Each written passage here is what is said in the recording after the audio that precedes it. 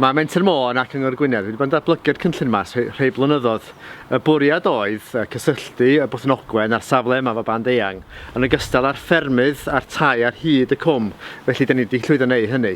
Ac yn ogystal â gosod y band eang, da ni hefyd wedi gosod gateway LoRaWAN, lle mae hwnnw yn caniatáu ni i osod sensors rownd yr ardal yma.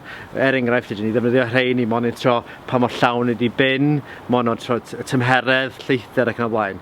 Felly mae gennych chi cysylltedd i bobl, ond hefyd cysylltedd i declynna yn yr ardal yma.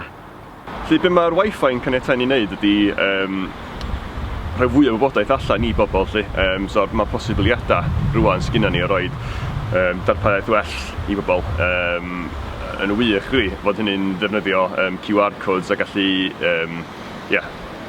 ychwanegu at y dehongli sydd yma. Mond hyn, wrth gwrs mae rhywun yn gallu rhoi fyny ar sgrin neu panel wrth y wal, ond mae cael yr mynediad yna at y Wi-Fi yn beth gry. A hefyd wrth gwrs o ran gwybod yn gyffredinol i'r ymwelwyr sy'n dod yma, fod nhw isio trefnu i'w diwrnod ar ôl gadael Cwm Idwal, fod hynny'n chwilio ymwelwyr fita nes ymlaen yn y dydd, neu os dyn nhw isio galw taxi neu gweld beth yw'r amserlen bws ac yn y blaen. Mae'r ddarpariaeth di gwella'n sicr yma. Yn y gorffennol gyda ni'r system yn Lloeren, lle oedd hwnna'n cyfyngu'n anffodus, bod gweithio drwy amser a hefyd ran y cyflymder yn ei gael. Wedyn o'n cyfynnu'r gwaith oedd ni'n neud yn fan hyn ac efo ran y gwaith o bartneriaeth a hefyd yr gallu yr busnes, yr ciosg i weithredu. Felly ran y swyddfa fan hyn, mae cael cysylltiad gwell dibynadwy yn caniatáu staff wybod wan bod nhw'n gallu dod yma i weithio yn cynt, oedd nhw'n weithio yn gorfod adra er bod y cysylltiad ddim yn weithio. So mae'r adnodd yma fel swyddfa wedi cynyddu ei werth yn aml.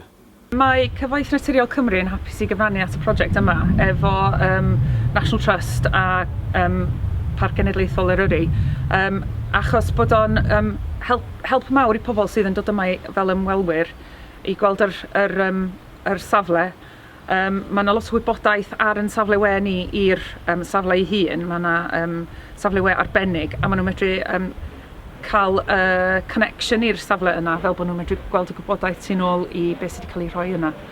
So mae yna bob dim yna i ymwelwyr ac myfyrwyr hefyd, so mae gennym ni ysgolion yn dod yma, pobl o prifysgolion, a mae yna lot o pethau ar y safle we fedrith nhw connectio iddo fo. So since the Wi-Fi has been installed by Bwthnogwen, my customers have been able to go online, look on routes on the mountains, all these things they weren't able to do before. And they also can use it to phone home, a simple thing like that, because there's no mobile signal here. And now they can phone from the hostel using their Wi-Fi, also looking up routes on the mountains,